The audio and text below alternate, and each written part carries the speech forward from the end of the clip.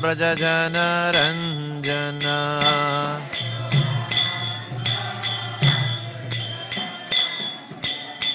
Yashodanandana Brajajana Ranjana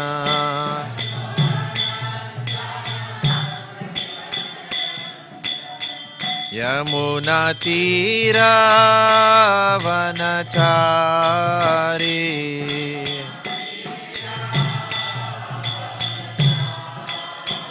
Yamuna Tira Vanachari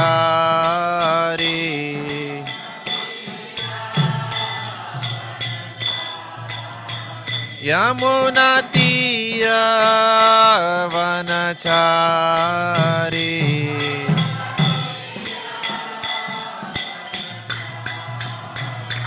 Jaya Radha Madhava Kunja Bihari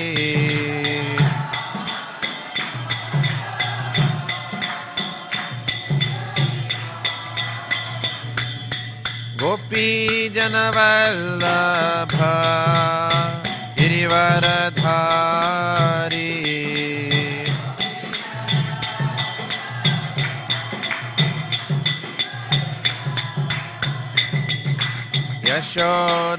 Yashodanandana Brajajana Ranjana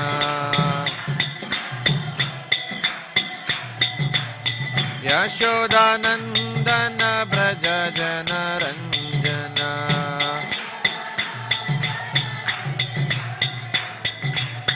Yamuna Tira Vanachari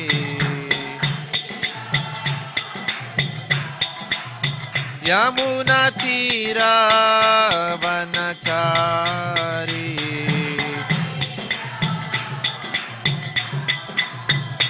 Jaya Radha Madhava Kunja Bihari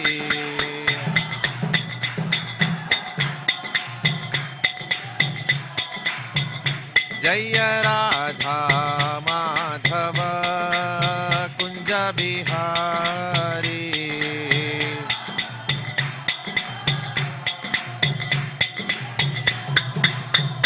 Jaya Radha Madhava Kunja Bihari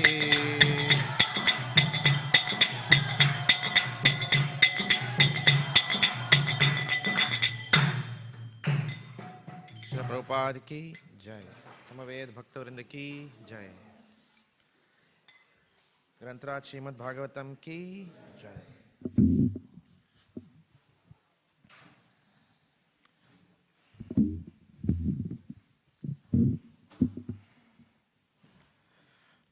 Hare Krishna everyone.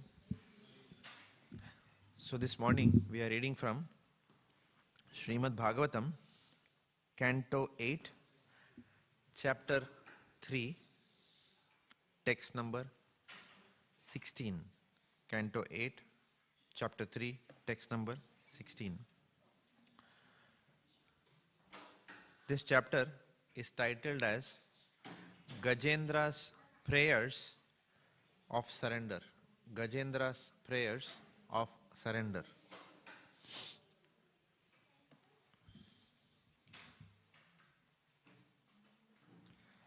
Om Namo Bhagavate Vasudevaya.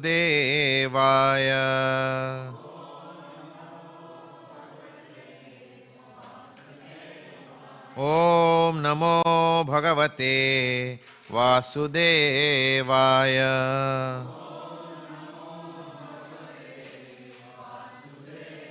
Om Namo Bhagavate Vasudevaya.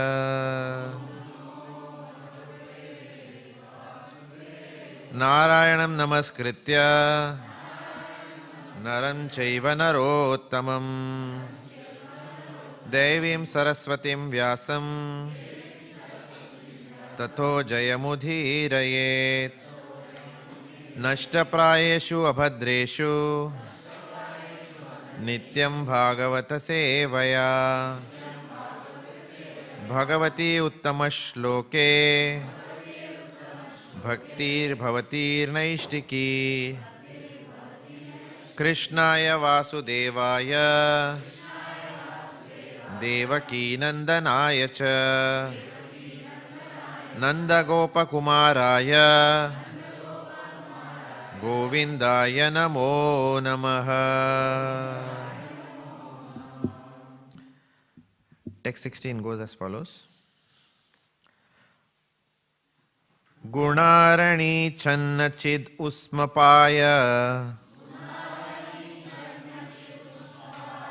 Tatshobha vispurjita manasaya Naishkarmya bhavena vivarjitagama Swayam prakashaya namaskaromi Gunarani channachid usmapaya Tatshobha vispurjita manasaya Naishkarmya bhavena vivarjitagama Swayam prakashaya namaskaromi Gunarani channachid ushmapaya Tatshobha vispurjita manasaya Naishkarmya bhavena vivarjitagama Swayam prakashaya namaskaromi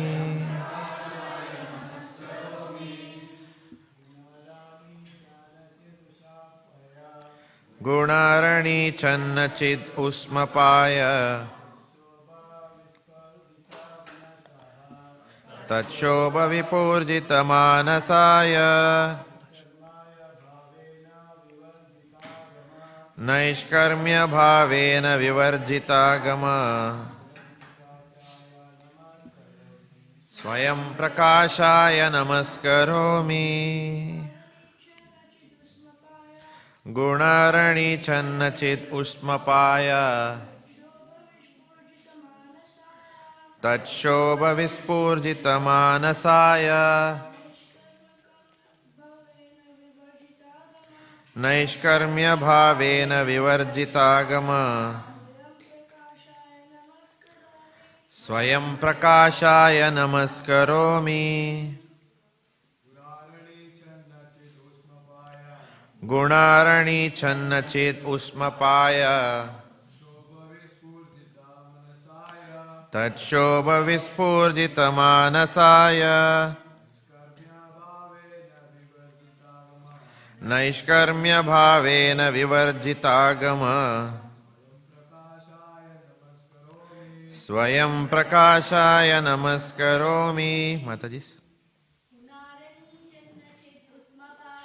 Gunarani channachid usmapaya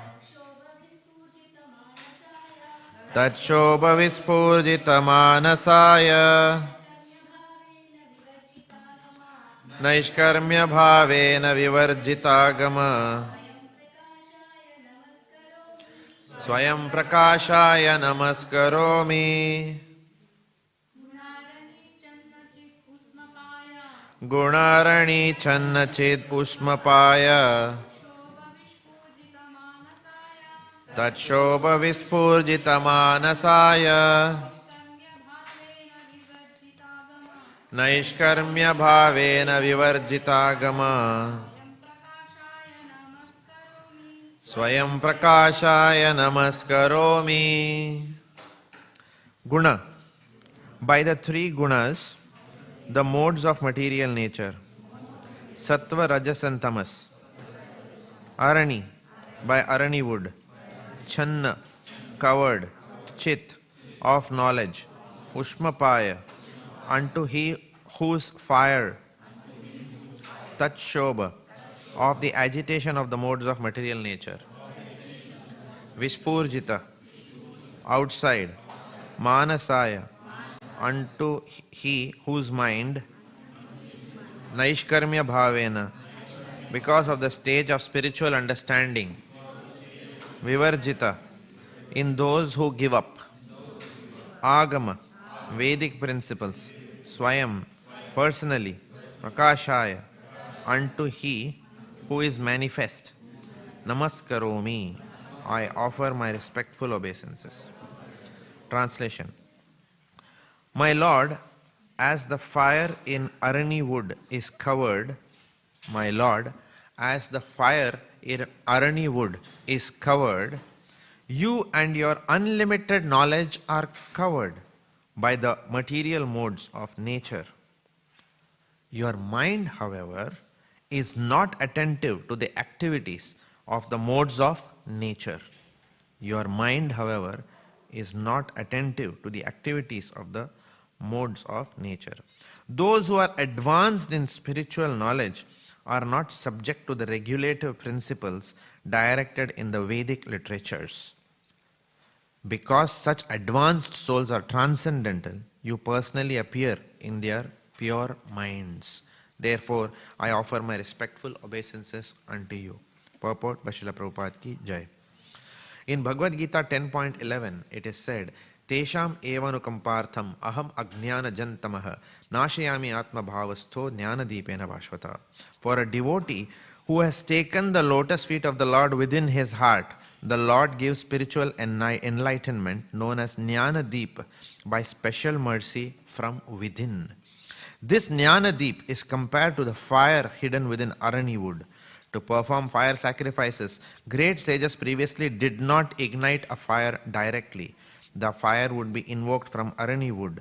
Similarly, all living entities are covered by the modes of material nature, and the fire of knowledge can be ignited only by the Supreme Personality of Godhead when one takes Him within one's heart. Savai manak Krishna padara vindayo.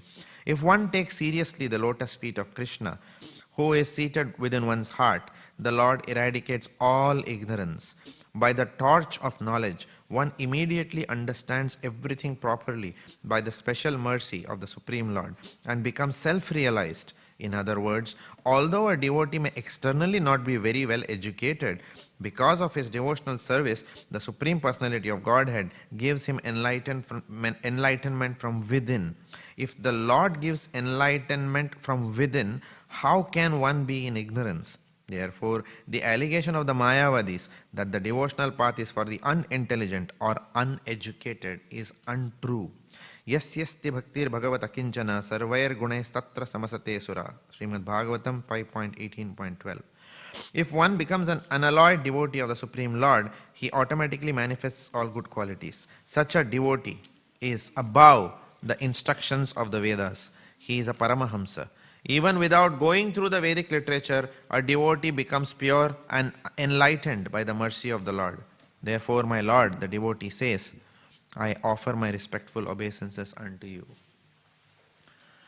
Om ajnanatimirandhasya jnananjana shalakaya chakshurun militam yena tasmai Sri Gurave Namaha Sri Chaitanya manobhishtam sthapitam yena bhutale swayam rupa kadamahyam dadati swapadantikam mukham karoti vachalam panghum langhayate girim yat kripa tam maham vande Shri Guru dinatarinam vanchakalpatarobhyascha kripa sindhobhya evacha patitanam pavanebhyo vaishnavebhyo namo namaha.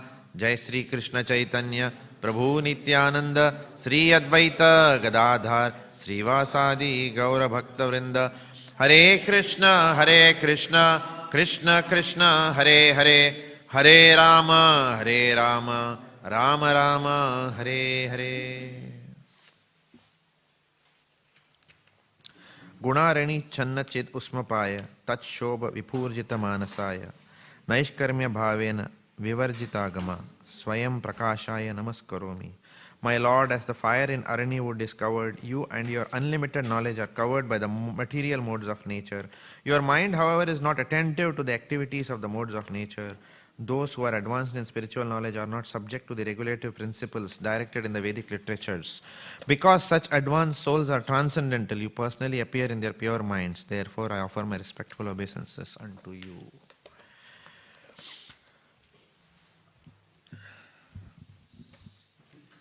This chapter is titled as Gajendra's Prayers of Surrender.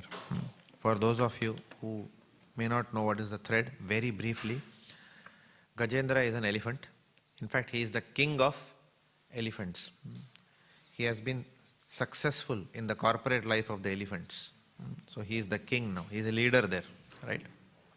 So there is a mountain somewhere, okay, around the ocean. There is an ocean of milk, and then there is a mountain, and there is a garden, and then there is a lake within the garden, and around that garden, who is walking? Gajendra, along with his entire family, his wife, children, grandchildren, everybody is walking there. And Gajendra is walking, he is the king, so he is walking in a kingly manner, right? So, as Gajendra is very absorbed within his family life and his kingly stature, somehow or the other, he walks into the lake. Now, lake for an elephant is uncharted territory. That is not the place for elephants. What is the analogy? What is the analogy here? When we say lake is uncharted for elephants, what is Prabhupada trying to say? Yeah, this material world is not for us. Okay, we are the elephants, pure spirit souls, supposed to live in the spiritual world with Krishna.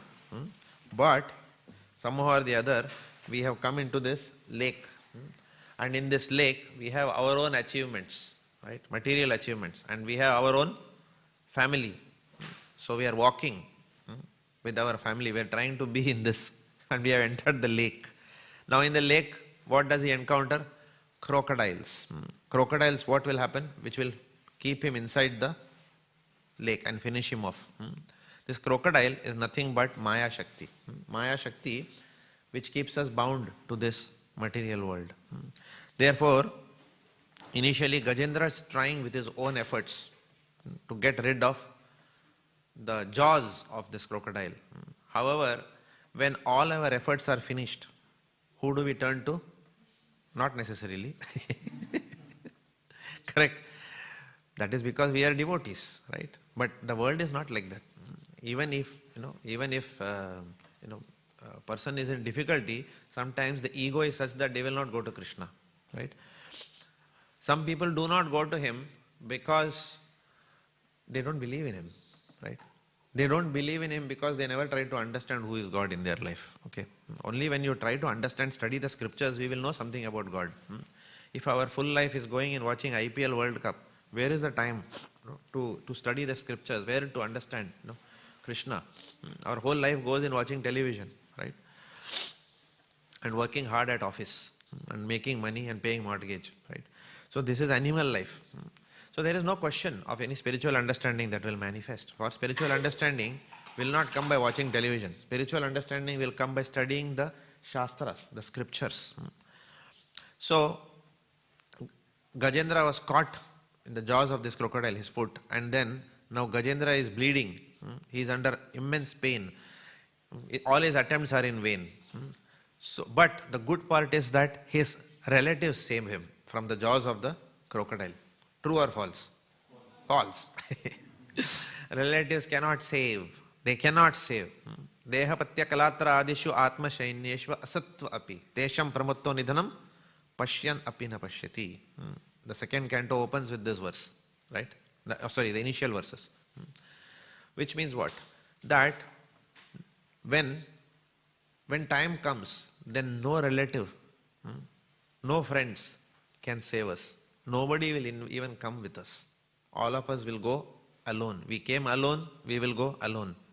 That is how cruel this material world is. We come alone and we go alone. But what happens when we come alone? We get passengers in the local train with whom we have idli sambar. We exchange all these things, we get to know their names, and we tell them that be in touch with each other. But afterwards what happens? When the station comes, the passengers get off the train and they are never to be seen again. Right? And then eventually what happens? Our own station comes. and then what happens? We cannot say, I will sit in the train. Right? No. We will be kicked out of the train. Right? So the train is this material body.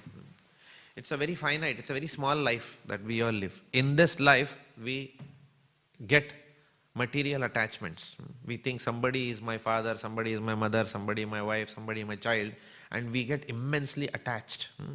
But the jaws of the crocodile are so strong that Gajendra is struggling himself, and he's seeing nobody is able to help him. Just imagine the size of so many elephants. If all the elephants could have actually, one crocodile is nothing against strength of so many elephants, right? But nobody is able to save him. Why? Why?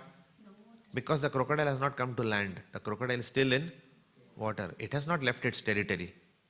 Gajendra has left his territory and put his foot there. So if we go back to the spiritual world, then this Maya Shakti cannot touch us. But as long as we are in uncharted territory, which is this material world, we will be always subjugated by Maya.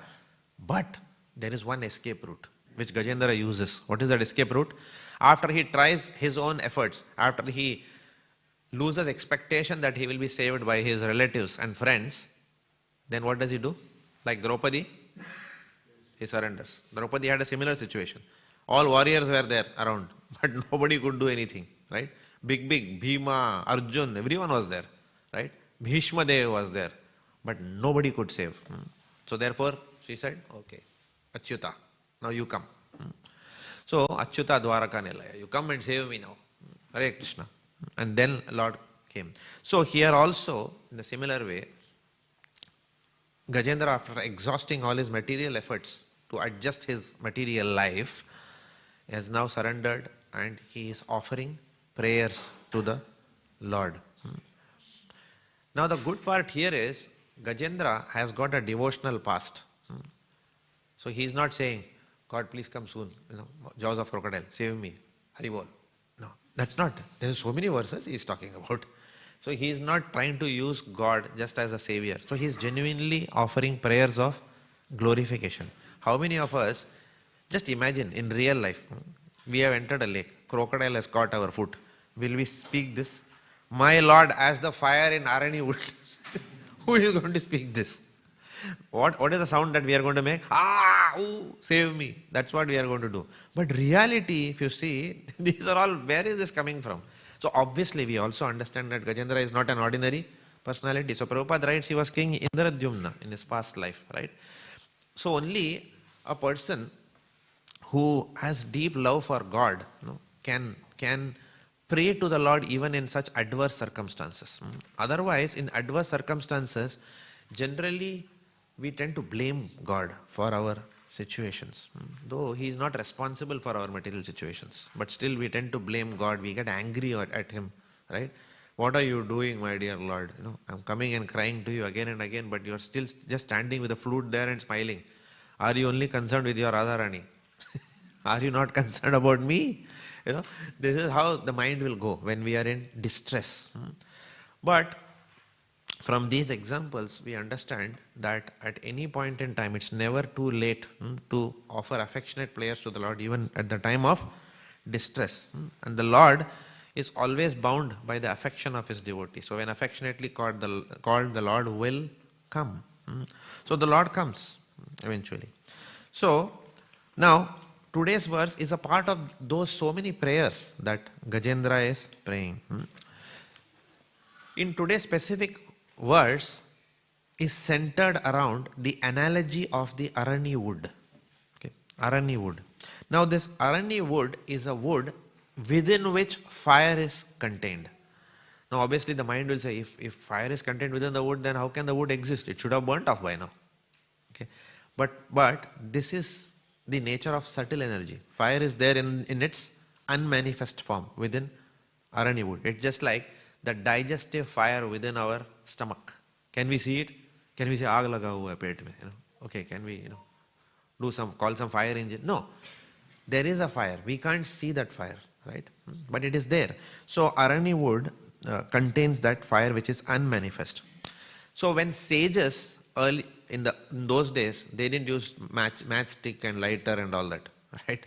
So sages used to chant mantras into the arani wood, and by the mantra shakti, what used to happen? The fire used to get invoked from within the arani wood. Now what is the analogy Prabhupada is saying? What is that What is that fire within the arani wood compared to in our example today? So the fire within arani wood, yes? Yes, very good. The fire within arani wood is compared to the latent devotion within our heart. So by default, we are Sachidananda. By default, we are not rascals. Correct?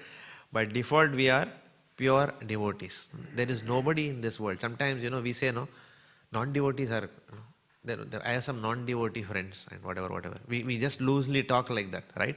But actually, there is nobody who is non-devotee. Every soul is part and parcel of Krishna. Mamai vamsa jiva loke jiva bhuta sanatana. Okay, so all of us are that original spiritual spark, pristine and pure. But because we have come into the lake of material existence, we are covered by anarthas. What are the anarthas? Pride, anger, greed, envy and lust. This is called pagal. P-A-G-E-L. Okay, if you forget. So these are the anarthas that cover our soul. And illusion on top of that. Pagli. Correct. P-A-G-E-L-I. Pride, anger, greed, envy, lust and illusion. So we are covered by all these things. Now, because we are covered by all these things, our original swabhava is not manifesting somehow. For example, the original swabhava of water is to flow. Water cannot be stopped. But if you take that water and put it in your refrigerator, does the water stop flowing? Start flowing? No, it stops flowing. Okay. Is that the original nature of water? No. Who put it there? We put it there in the refrigerator. Also, the original nature of water is to quench thirst. But can you take ice cubes and quench your thirst? No. The same water which has the inherent swabhava of quenching our thirst is unable to do so because it is in an external environment. But when that water is heated, when fire is applied to that water, what happens? It again comes back to its original nature. So the import of what Srila Prabhupada is saying here is that by the power of the Hare Krishna Mahamantra, whatever these anarthas are, this artificial environment which is preventing the swabhava, inherent swabhava of the soul from manifesting fully and running towards the feet of the Lord, that those anarthas will be burnt in the fire of bhakti, in the fire of the Hare Krishna Mahamantra. How will it be burnt? It will be burnt in such a way that it will never capture us again. Kechit kevalaya bhaktya vasudeva parayana agham dhunvanti karsanyena niharameva bhaskara. Which means, just when sun comes, what happens? It dissipates the fog by its rays. Sun is called as bhaskar. When sun comes, all the fogs run away, right? For example, Delhi airport, when you go to Vrindavan, sometimes they announce, thank you for flying with Indigo airline. But हमारी Indigo airline की विमान थोड़ी देर में हो जल रही है क्योंकि Delhi there is a fog, right? But what happens when the sun comes out? Everybody is waiting for the sun to come out. When the sun comes out, fog is gone and the flight lands. So just like that, the fog of material existence will disappear just like that by the power of by the Surya, by the enlightenment and heat that comes from devotional service. So this is why the example of arani wood is given. Now, where is this fire? Who ignites this fire? When we chant the Hare Krishna Mahamantra, our effort is there. But our effort also has to have sanction of the Lord. Is it not? Right? I can say, yeah, I was thinking that after Anthony Albanese, I was thinking, I'll become Prime Minister. Fine, that's good. But who has to sanction it? Lord has to sanction it, right? I have a desire to get into IIT Bombay, IIM Ahmedabad, right? That is my desire, right? I'll study very hard, but does everyone get it? No. People go to Kota and spend their lifetimes there, right? From 7th standard, 8th standard. But still they don't get into IIT, right? Why? Because some people the Lord does not sanction and for some the Lord sanctions. So ultimately, even when we do bhakti, the results of that bhakti are ultimately awarded by Lord Krishna. Therefore, the Damodar Leela, 2 fingers short, our endeavor has to be there and His mercy will be there. Without His mercy, it's not going to move. Now, how does this Lord's mercy, by the dint of our bhakti, who sanctions these results? That is the super soul within our heart. And that is why Prabhupada is quoting this in this verse very aptly. Prabhupada is giving that opening line. Tesham evanu kampartham aham ajnana jamtamaha nashayatmi atma bhavasto jnana deepena bhashvata. This is the fourth chatushloki of the Bhagavad Gita.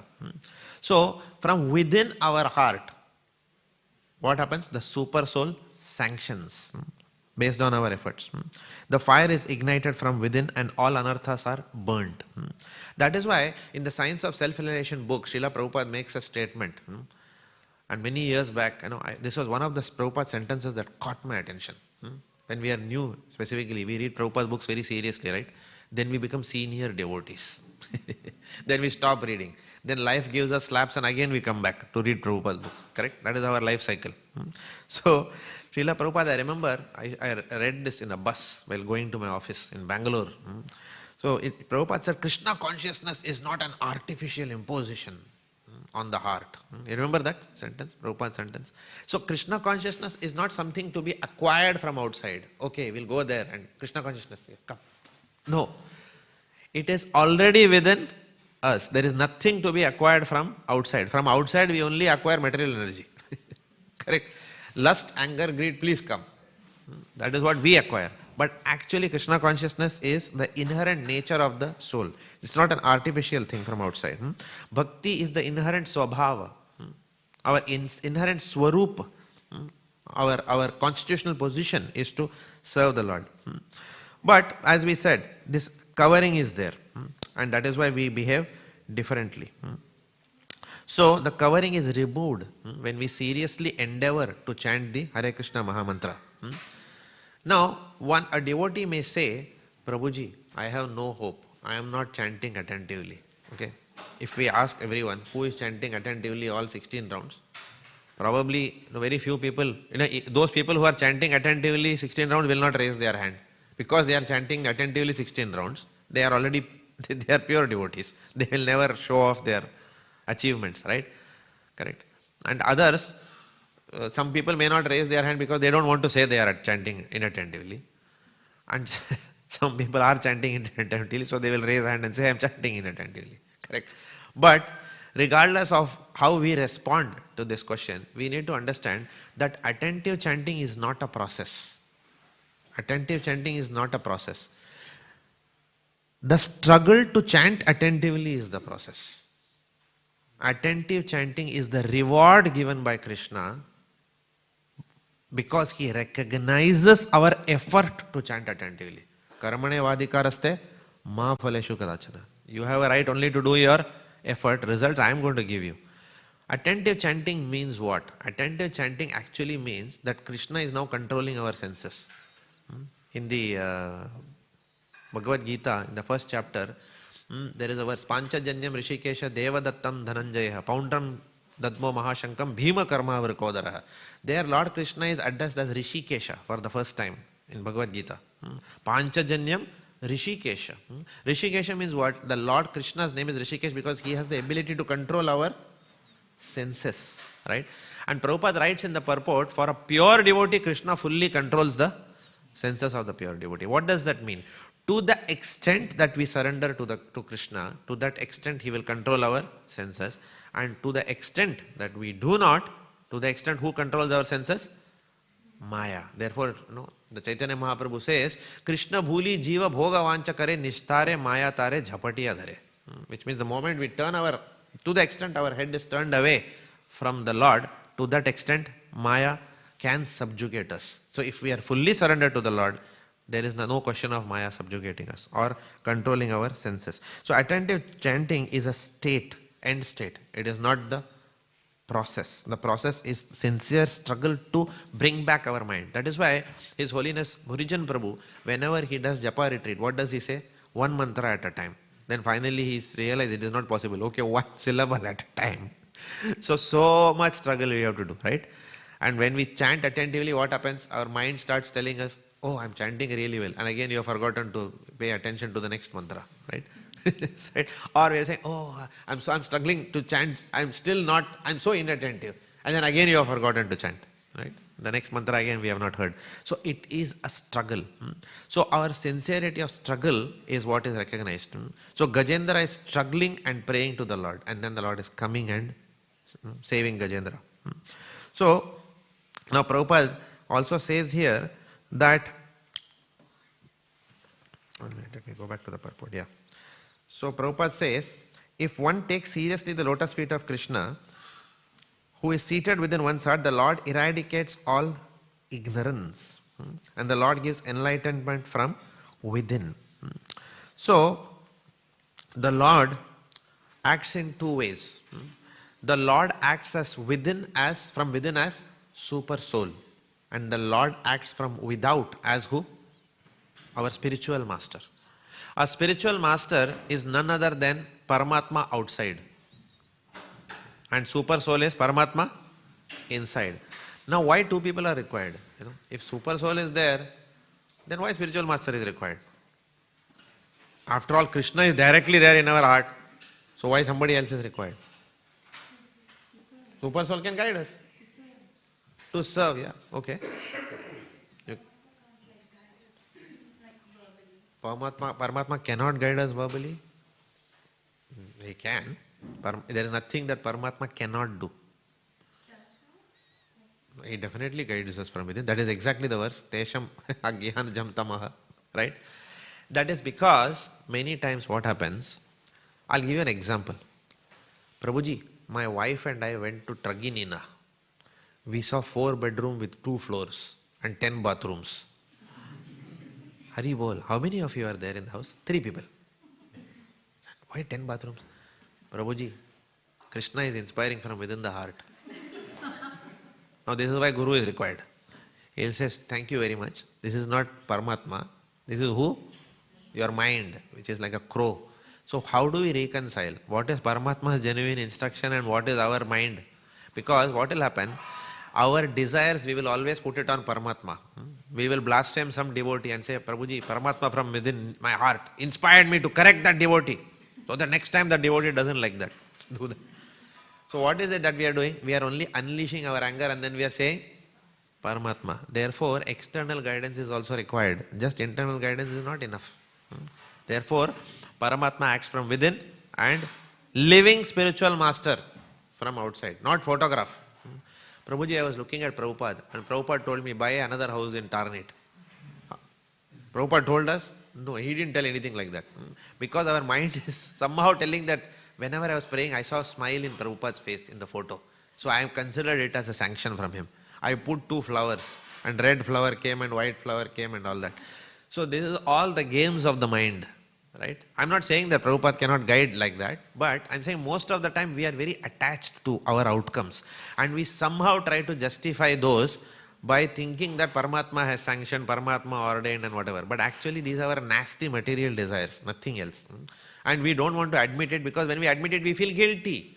We can't be comfortable within our hearts, with our own selves. Therefore, we try to place some external cause. Somebody was telling me the other day, Prabhuji, why do these devotees, they don't allow me to do bhakti properly? Why they trouble me like that? How does that sound? How does that sound? Right? So, I was thinking that as long as we look at external reasons, then there is no question of our improvement. I am suffering because of this, I am suffering because of that person, I am suffering because of this cause, I am suffering because of that cause. Then we will never take ownership for our life. Prabhupada said we have to fly our own plane. Suppose there is a pilot, and then the pilot is, somehow, there is going through turbulence, and the pilot says, I don't know what to do. And you say, what? Pilot, you don't know what to do? I don't know how to land this plane. And then pilot is saying, don't blame me. Look at this, turbulence. Look at Boeing. What aircraft they have manufactured. So Prabhupada says you can't, because once the pilot has been given responsibility, the pilot's responsibility is to land the plane. He took it off, he has to land it. So who is responsible for our deliverance? We are the pilot. So that's why Prabhupada said we have to fly our own plane. We cannot look at external reasons and blame the world. Because that Mataji spoke to me like that, mera chanting hi chala gaya. Because of that Prabhuji's behavior, I don't feel like coming to the temple. Okay. Temple, many people say this. Okay. I came to the temple. People say like that. I don't come to ISKCON anymore. Because bahut politics hai. Lot of politics. That devotee, when I asked extra khichdi, he told me, Prabhuji, there is less khichdi now, you have to come in queue again and take it. What is this? Prabhuji, one devotee, he chastised me in the temple. Or he didn't serve me khichdi properly. He was angry when he was serving. Therefore, I will not come to the temple. Okay. So then the question we asked them, does your boss sing sweet songs to you to welcome you into office? Aiye, baithiye. Koi taklif hai kaam karne mein? Are you happy working in this office? Boss comes with folded hands. He does dandavat pranam to you and say, Jai Vancha Kalpatarubhascha. If you desire so, you may offer some services to our office. Okay, even if he slaps us and if he abuses us, we go to that place, no? Why? Because we want money. Why can't we take it? Some slaps and abuses when we come to the temple. Temple, yes, it is a spiritual place, but temple is also a hospital. In hospital, we will have who? Patients. You will not have Arnold Schwarzenegger lying on the bed. Yeah, fully fit. That's why you came to hospital, man. Right? Because these patients are lying here and there. Patients are going to be ill. So whoever is assembled, I mean, not everyone, okay, maybe some of you are not there, but generally this is a hospital. We come here to get cured. So then we cannot say, why people with typhoid and diphtheria and all these people are coming to hospital. Hospital say, Vishwas ud gaya. All sick patients coming here. What kind of logic is that? We are all imperfect. That is why we are coming here to get rectified. So someone sees imperfections here and then decides, I will not come. This is stupidity. This is like saying, I am very sick, therefore I have decided I will not go to the hospital. No? Or there are sick people in the hospital, therefore I will not go. So it is just not logical at all. So we cannot give external reasons. And this is where what happens? We need Siksha Gurus to correct us. We need the guidance of Diksha Guru and Shiksha Guru. So this Paramatma, when our mind gives these kind of messages which are contrary to bhakti, then what does, then what happens? The Gurus who are outside, who are extensions of this Paramatma, they bring us back and then keep us firmly rooted in our bhakti. So Paramatma acts from within as well as from without. Now, how does one get this guru, external guru then? Because both are required for this lamp shining from within. So how do we get that guru? So some people ask, does guru manifest first and devotional life begins, or devotional life begins and guru manifests first? What is the answer to that?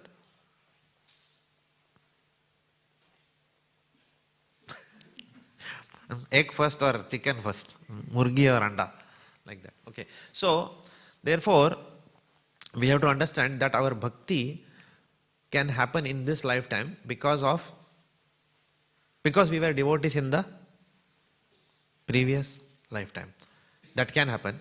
So therefore, our Paramatma, when we are born itself, because our bhakti was incomplete in our previous life. Like many of these children, when I see them as very advanced devotees in previous life. Okay.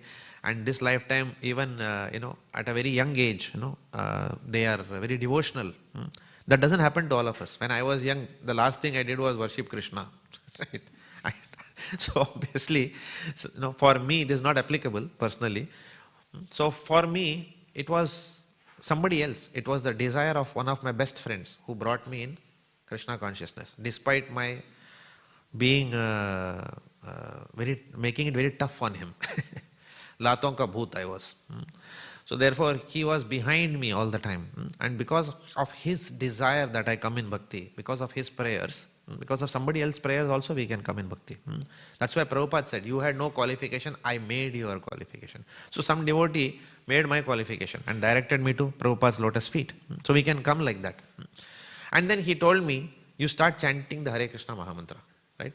So definitely our bhakti starts with either previous lifetime's bhakti or with the intervention of someone who then is our Partha Pradakshika Guru. So bhakti cannot happen without Guru. So that is the answer in any situation, right? So the origin of bhakti is through a Partha Pradakshika Guru. And then what happens, when we start chanting, now we have not initiated, but the chanting which we do before initiation is like the probation period in office. Company has given you a letter of appointment, but still you are not confirmed. You are in probation period, right?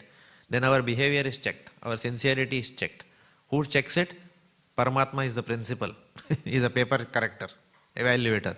He checks whether this devotee is following the 4 regulative principles, or whether he is or he is not following the 4 regulative principles, whether he is chanting sincerely or not chanting sincerely.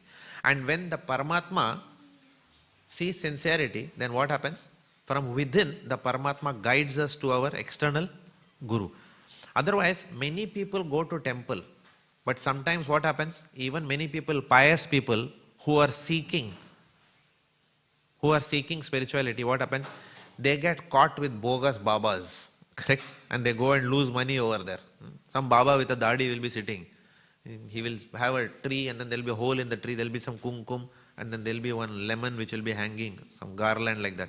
And the Babaji would have paid 10 people who are his business development agents, who will go and say, Babaji, immediate passport, tatkal, go to Babaji, visa will come immediately, visa Baba, like that.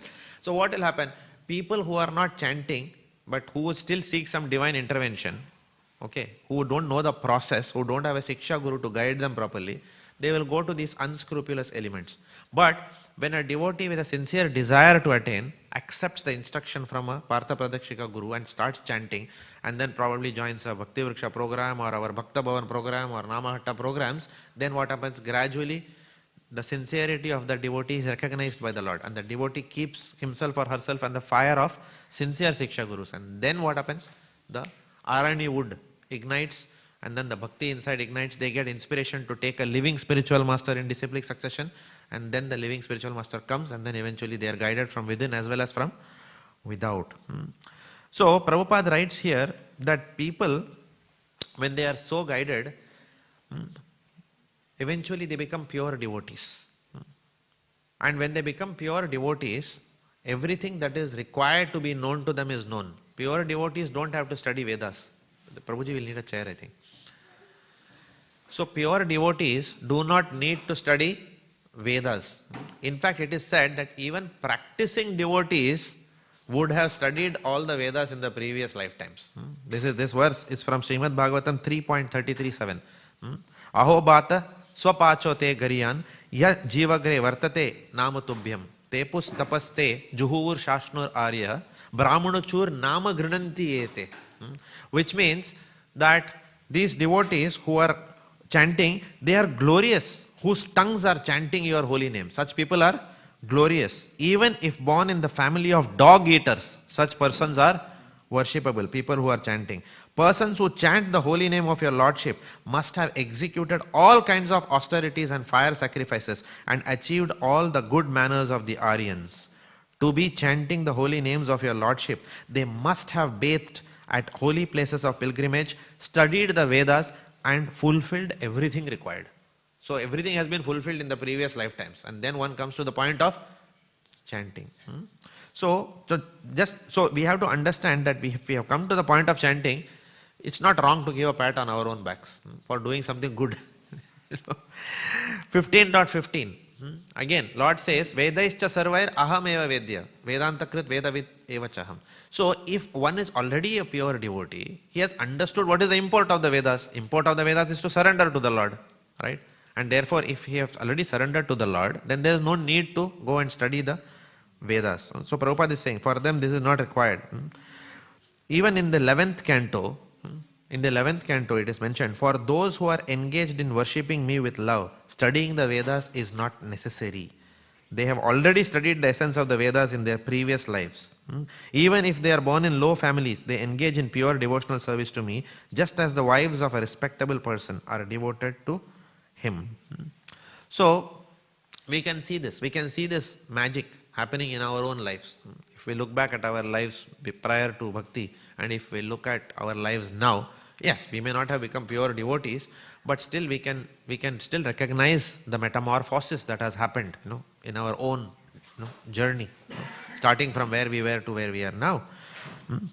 And externally also we can see this. Prabhupada went to the United States and gave this holy name to the hippies. Many of these hippies became sannyasis, right? They became exalted personalities, right? So therefore, what a kind of a transformation this bhakti can give. So, the power of this bhakti is that when we start chanting the holy names, then eventually with the power of the holy name and with the power of the education that we get from Śrīmad Bhāgavatam, we understand what is the culmination of all our bhakti. If we want to understand the culmination of where our bhakti, what is the end point, the last station, if you like, then personally I have found nothing better than the Chaitanya Charitamrita. Gopanishad, is it chapter 7? No. Chapter 9, right? That talks between Ramananda Rai and, or 12. Chapter 8? Yeah, chapter 8. Chapter 8. So chapter 8, conversation between Chaitanya Mahaprabhu and Ramananda Rai. There is no other better scriptural rendition than that, which takes you from stage X to stage Z, stage A to stage Z in bhakti. So the entire spectrum, the conversation gives you a complete spectrum of what is anishtita bhakti and what is the perfection of bhakti. It starts with the conversation of saying Varnashrama Dharma. Chaitanya Mahaprabhu says, don't talk about Varnashrama Dharma, tell me something more, right? Then he talks about Nishkama Karma, this, that, everything. Mahaprabhu says, no, tell me something more, something more. And then it culminates in what? At the end of the day, it culminates in discussion on the rasa tattva. Even in rasa tattva, he's talking about Shantaras, Dasyaras, Sakhyaras, Vatsalyaras and Madhuryaras. Shantaras, passive adoration. Not bad. Passive adoration of the Lord is good. It's a bona fide rasa, right? But in passive adoration, there is no service to the Lord, right? But yes, the merit is that at least you want to forever witness the pastimes of the Lord. Like we say now, may those pastimes be ever enacted in my heart, right? So you are witnessing those pastimes all the time, which is good. But Dasya Ras is higher because Dasya Ras has got a component of service. So the holy name can reveal all this to us. While Dasya Ras is got a component of service, Sakhya Ras is still higher. Because in Sakhya Ras, there is less knowledge of the Godhood of God, right? So it gives Krishna pleasure that some people forget his Godhood and play with him. He also is Akhila Rasa Amrutamurti. He also wants to enjoy with his friends. All the time only Dasya doesn't satisfy the Lord. Everyone serving us all the time in awe and reverence even will not satisfy us. After all, we also want friends. True or false? Right? So, because why we want friends? Because Krishna also wants friends. We are part and parcels of him. So in Sakhya Ras, what happens? The Godhood of Godhead stops, is much lesser.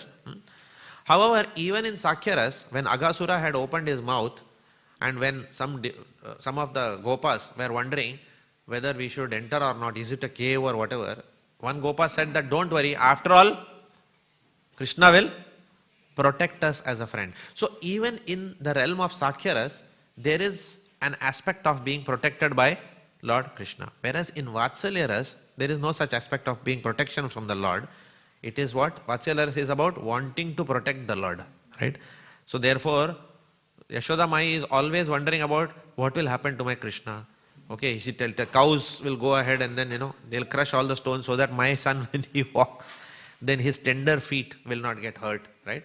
So then we want to protect the Lord. That is why we go around with Laddu Gopal. With Laddu Gopal, we don't say, oh, protect me, Laddu Gopal. We want to protect my small Laddu Gopal. Of course, we don't do it prematurely. Prabhupada calls it a sahajiya.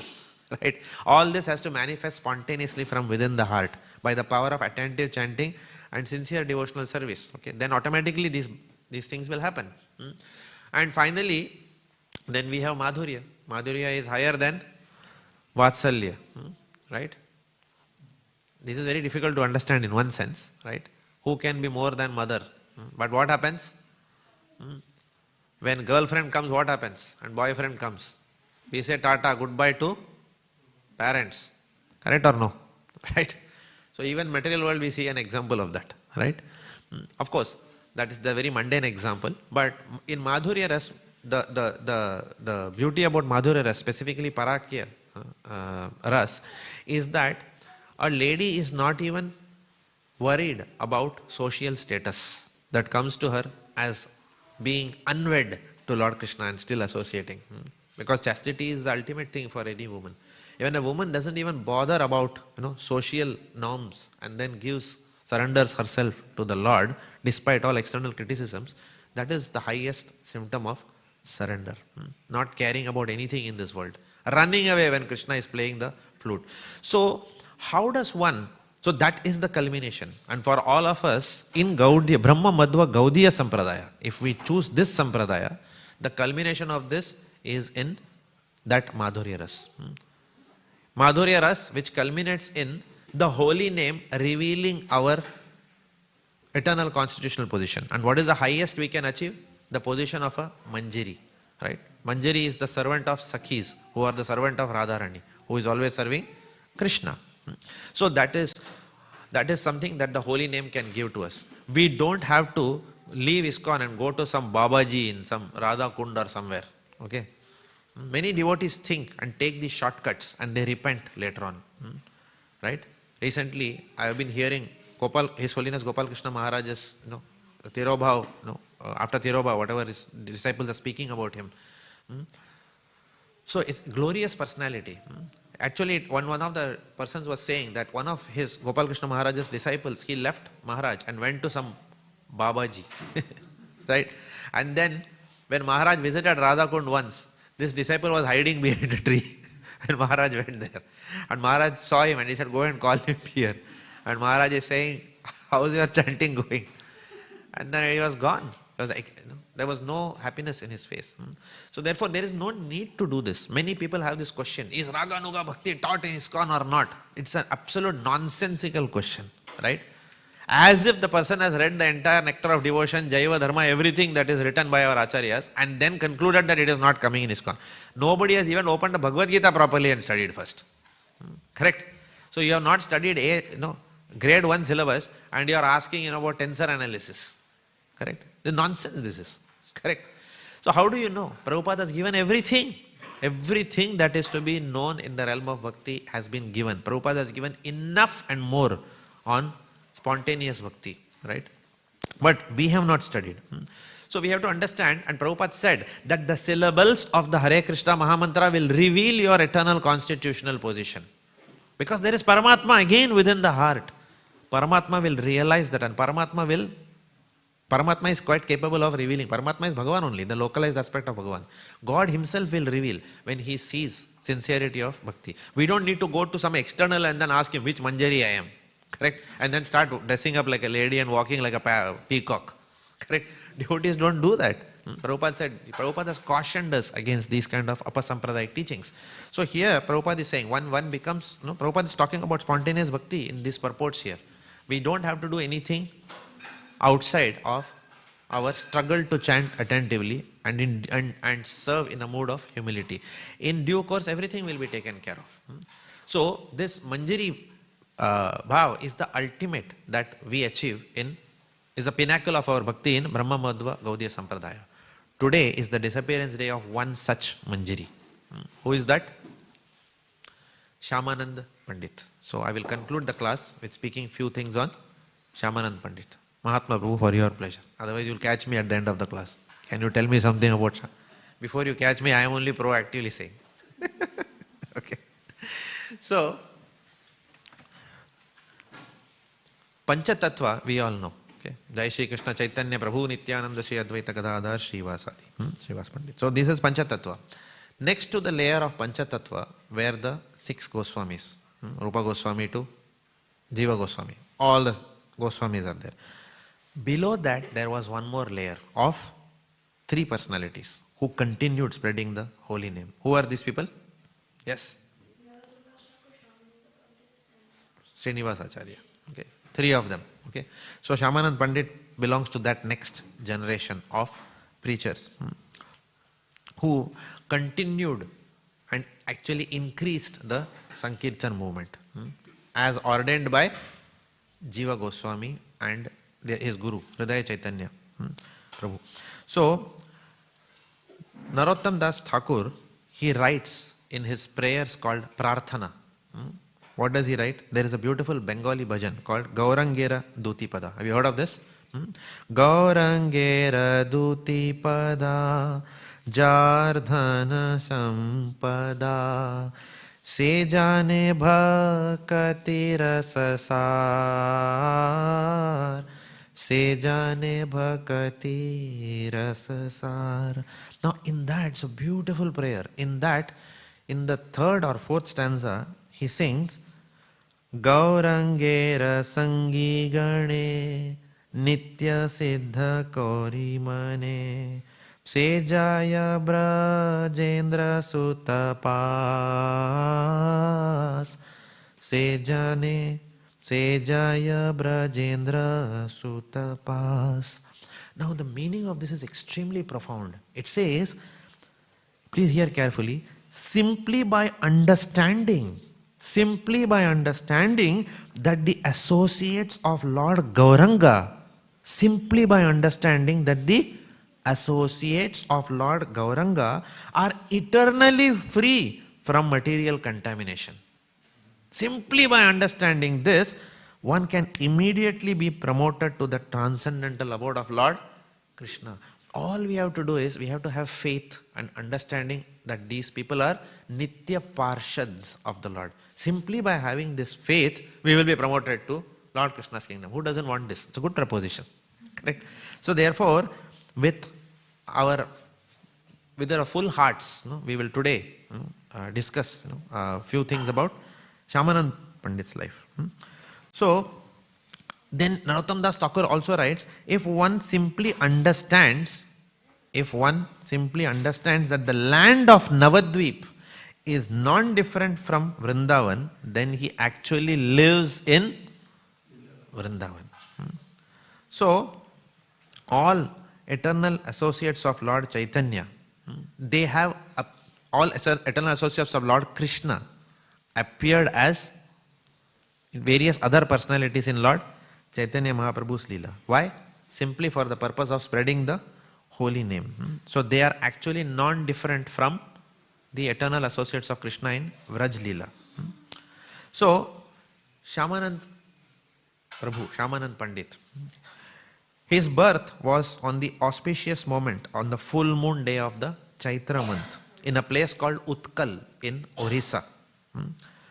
It is said that he was born by the mercy of Lord Jagannath.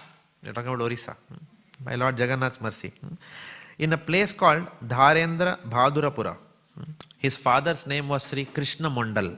Right? And it is said that Sri Krishna Mondal was a great devotee of Lord Krishna. And his mother name was Sri Durika. It is said that his father was from the dynasty of the Gopas.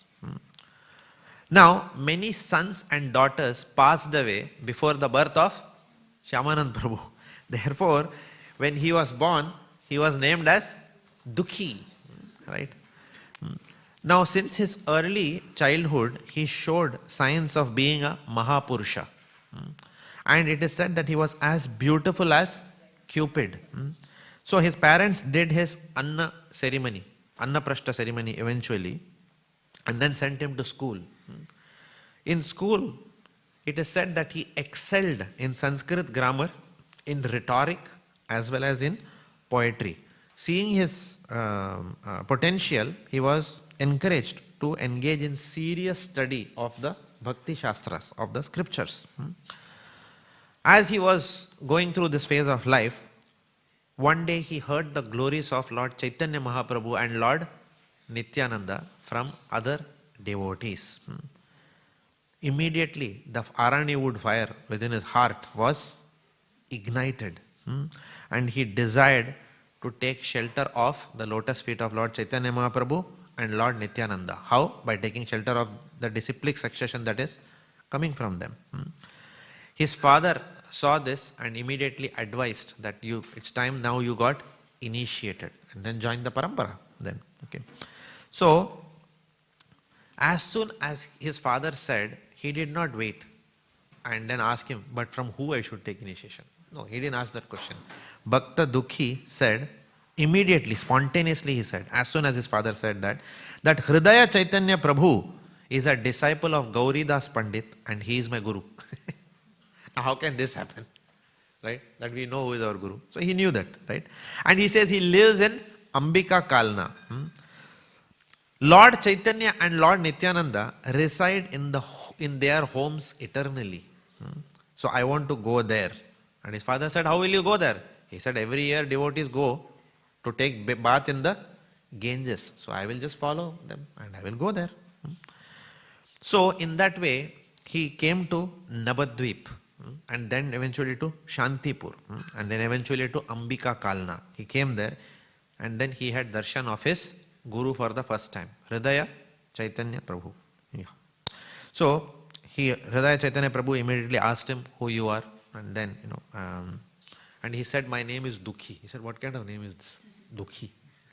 So Hridaya Chaitanya Prabhu said that from today your name will be Krishna Das, and therefore if you catenate both, it is also Dukhi Krishna Das, right? And he initiated him soon thereafter. So Dukhi became Krishna Das. As soon as his initiation happened, he, with utmost sincerity, he did his sadhana as well as his services. And seeing his sincerity, Hridaya Chaitanya Prabhu asked him to go to Vrindavan.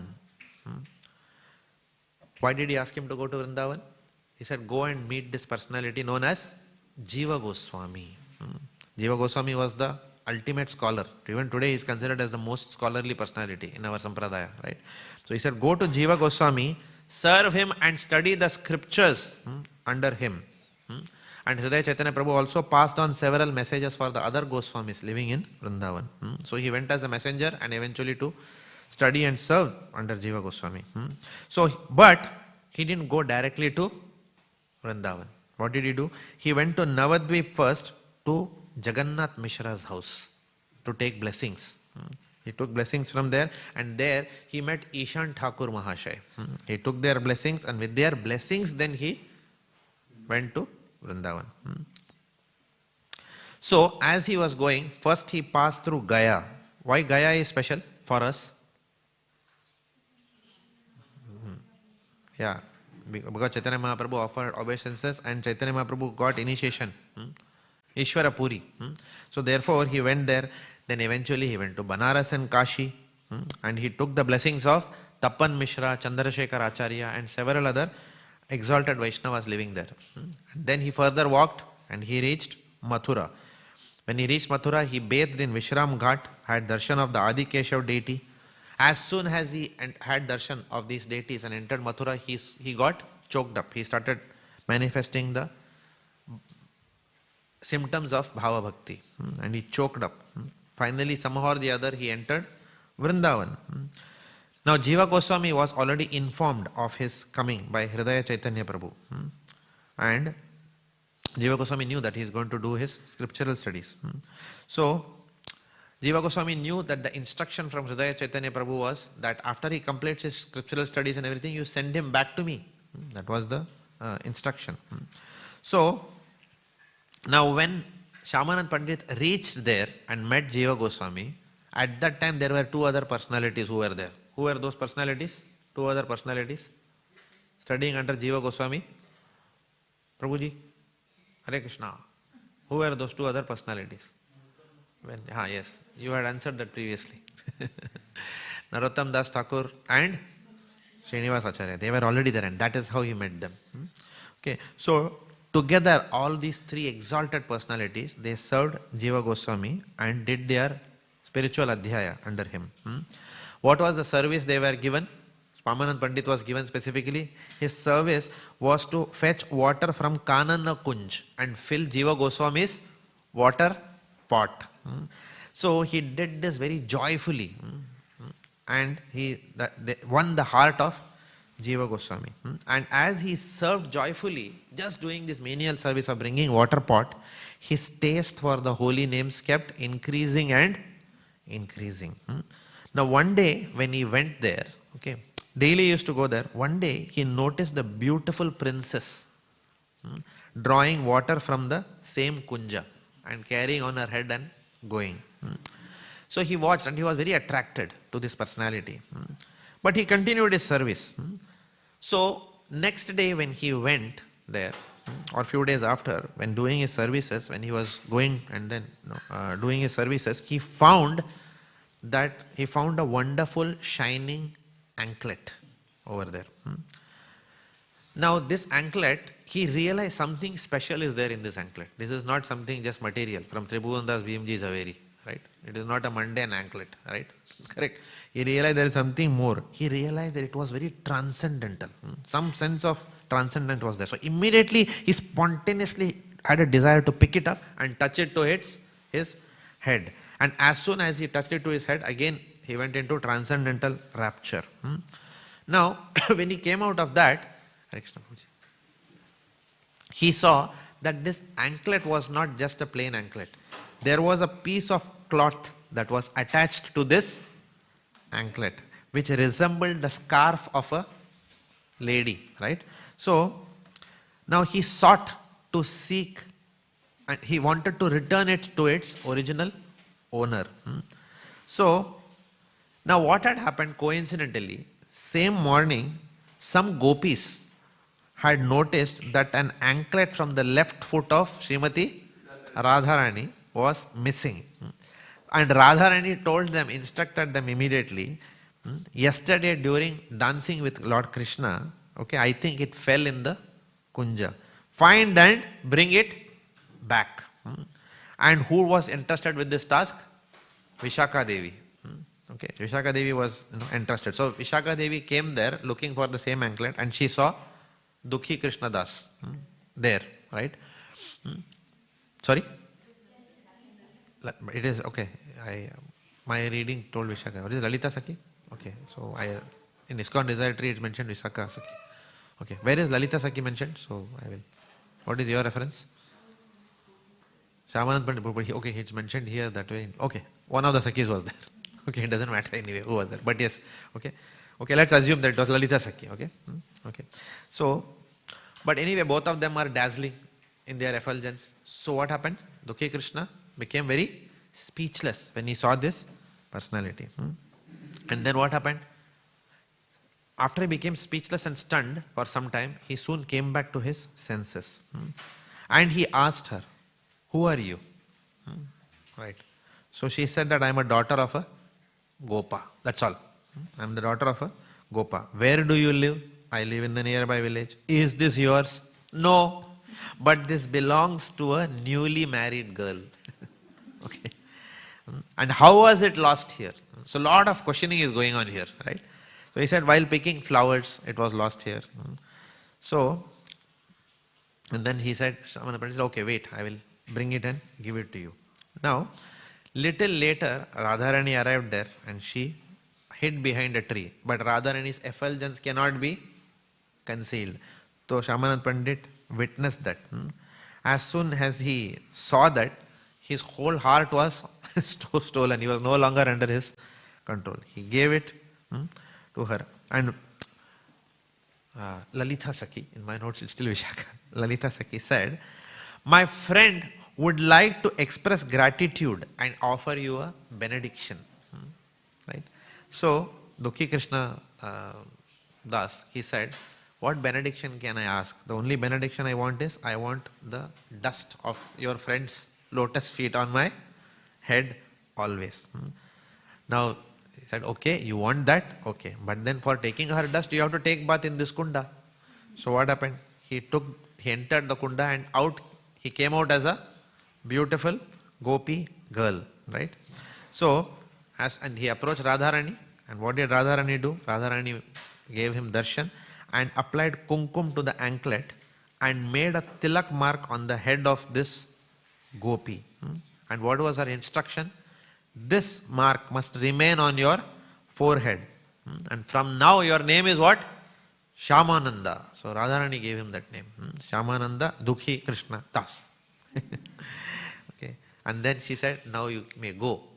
And then she immediately vanished. And then his samadhi broke. And in the water, he looked at it and he could see the reflection of the tilak mark on his forehead, right? So, and then he came to the where Jiva Goswami was there. When Jiva Goswami saw that, he was dumbstruck by this, right? But yet, Jiva Goswami was very happy. Because Jiva Goswami is again an exalted personality. He didn't say, why you only, why not me? No. Otherwise, sometimes, no, aapko hi kyun mercy milta hai? No, like that, right? But he was not. He was very happy. But then he gave me an instruction. What is the instruction he gave him? Do not reveal your name from today. Shyamananda. But however, these things, what is they say? Chipaye nahi chipti. Right? News will spread everywhere. Right? And it came to Hridaya Chaitanya Prabhu that your disciple is walking around with a new tilak. So Hridaya Chaitanya Prabhu was very upset. Of course, he had reason to be upset because he didn't have a context, right? And any exalted personality always wants to protect his devotees from apasampradayic things, right?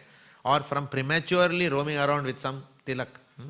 Like Gopal Krishna Maharaj was very upset when we heard that his devotee has gone somewhere to Radha Kund and gone to some Babaji, right? So Maharaj will be concerned. That's why Maharaj called him. Otherwise, why would Maharaj would have called him? He would have said, okay, to hell with him. No, I will also ignore him. Mujhe choda, mai bhi ignore. I will also ignore you. But exalted personalities are not like that. They are never envious. Their anger is also transcendental anger, right?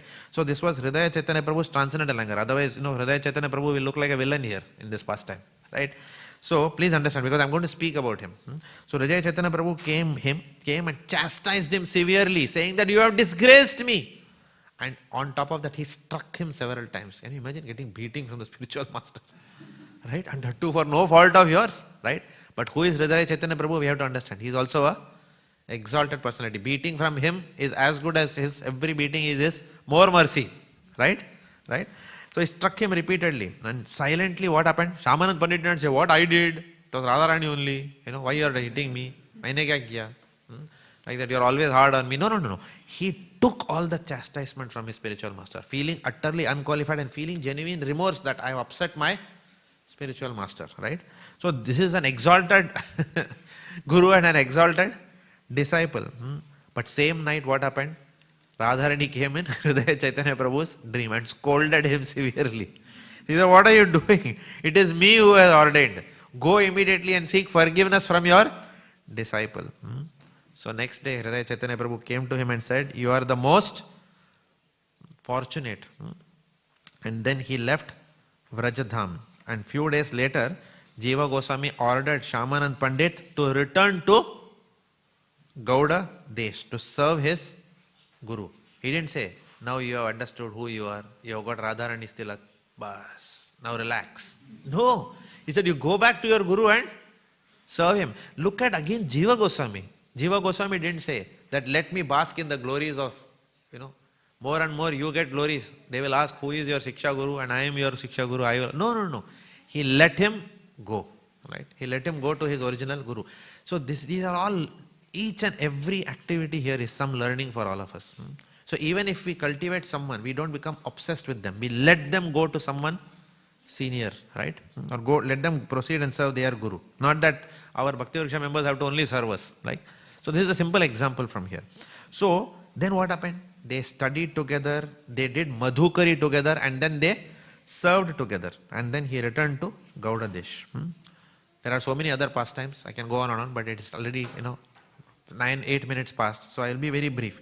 So the short, in short, he went to several places all around Gauda Desh, then Utkal, and wherever he went and converted so many impersonalists, so many karmis.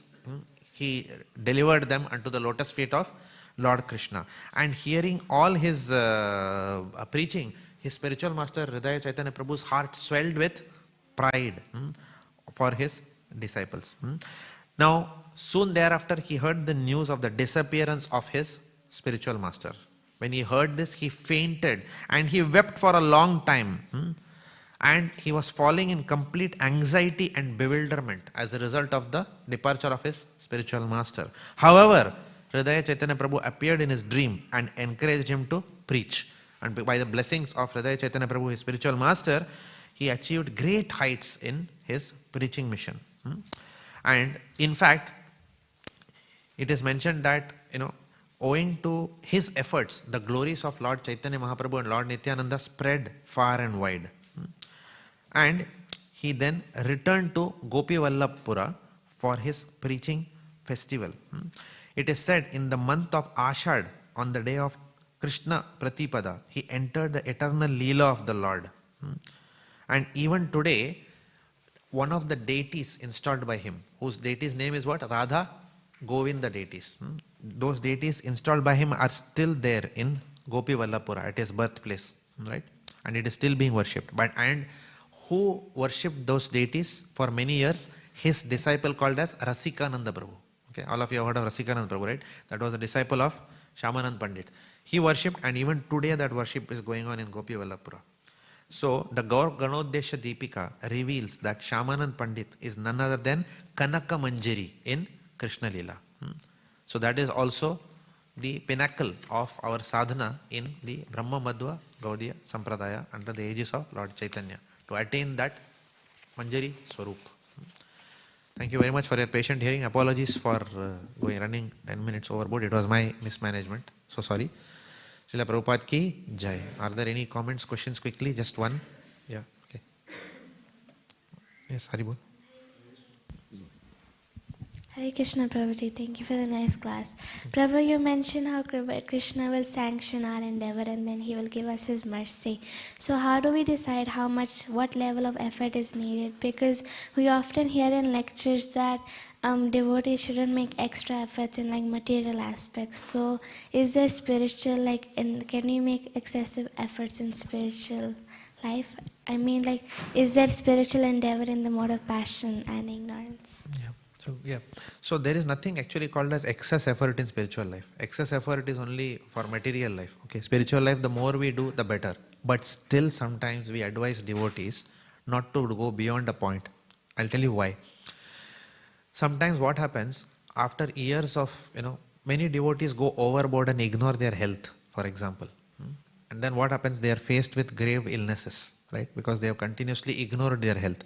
And then when health goes, then what happens? All our services, we are not able to perform our services. And there is no greater misery for a devotee than not being able to perform their services and lying in a bed. Okay, there is no greater misery for a devotee. Therefore, sometimes when the devotees are not taking enough care of their health, for example, years of compromising sleep. Sleep is a natural detoxifier for the body. So if we continuously ignore our sleep, right, then what happens? The body can give it back to us, right? So, and therefore after that we cannot blame the Lord, saying that Lord, I did your bhakti, then you should have protected my body, because Krishna is not obliged to protect our body. Krishna has given this body as a tool to us so that we can deliver ourselves in this lifetime. So therefore, sometimes that is what is called as over-endeavoring in spiritual life, where you are ignoring your long-term interests in running. It's a marathon race, bhakti. So in a marathon, you don't see people running at very fast to reach the rope, correct? People will run slowly. It's a long run. So therefore, in the long run, there are many other aspects that we have to take care of. So devotees do not over-endeavor in material life. Devotees do not over-endeavor in spiritual life so much that they compromise their spiritual life only.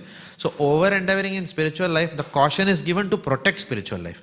And over-endeavoring in material life, caution is given so that you can finish off your material life. So does that answer? Thank you, Prabhuji. Okay. Hare Krishna. Okay, Srila Prabhupada ki jai. Granthar Śrīmad Bhāgavatam ki jai.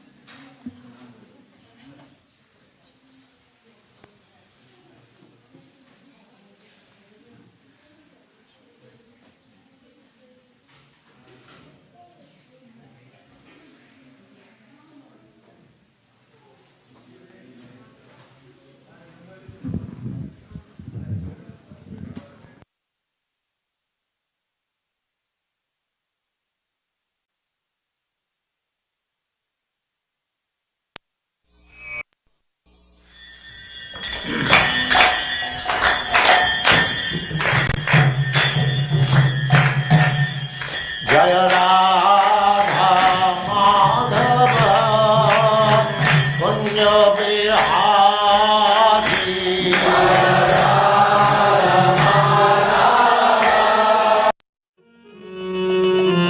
Govinda Jaya Jaya Gopal Jaya Jaya Radha Ramana Hari Govinda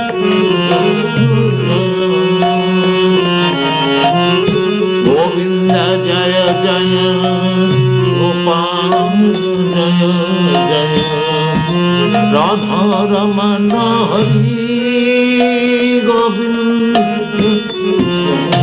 Jaya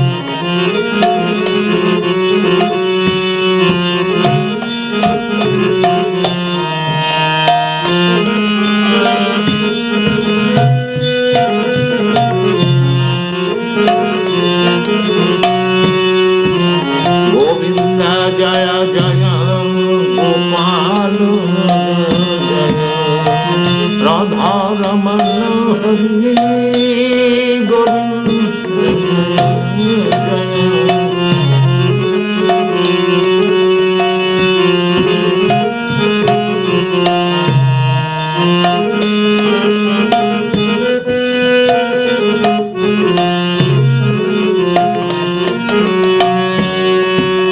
Govinda Jaya Jaya Gopal Jaya Radha Ramana Hari Govinda Govinda Jaya Jaya Gopal Jaya Jaya Radha Ramana Hari Govinda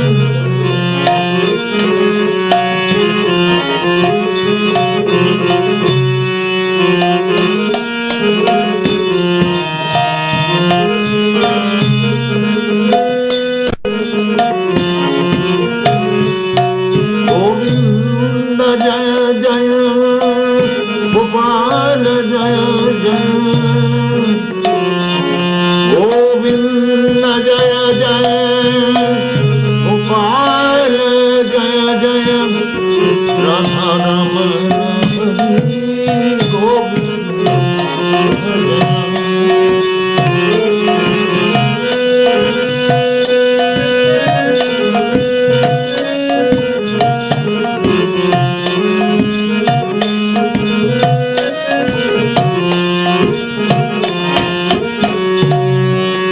Govinda Jaya Jaya Gopal Jaya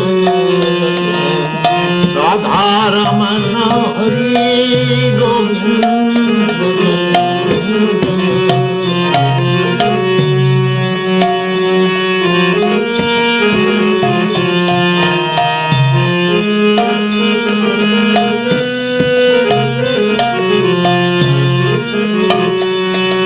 Govinda Jaya Jaya Gopal Jaya Jaya Radha Ramana Hari Govinda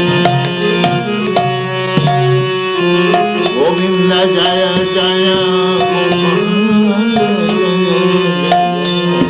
Radha Ramana Hari Govinda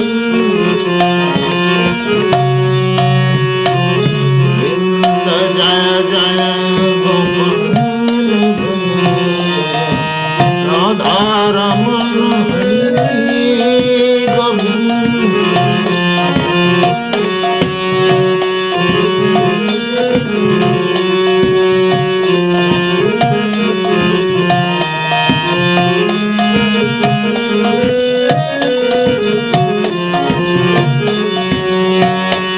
Govinda Jaya Jaya Gopal Jaya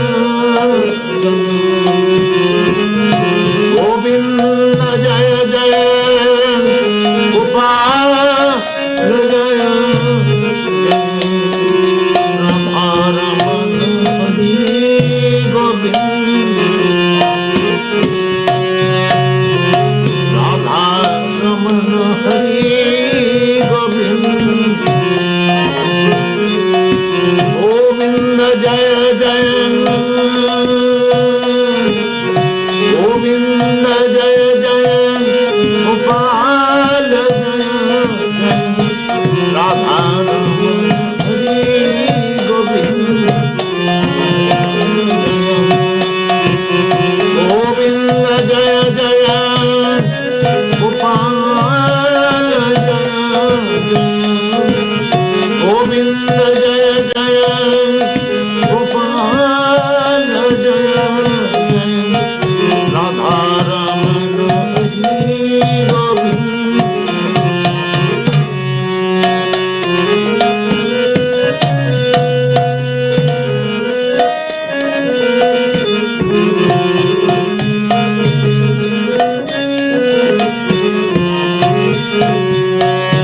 Govinda Jaya Jaya, Gopal Jaya Jaya, Govinda Jaya Jaya, Gopal Jaya Jaya, Radha Ramana Hari Govind,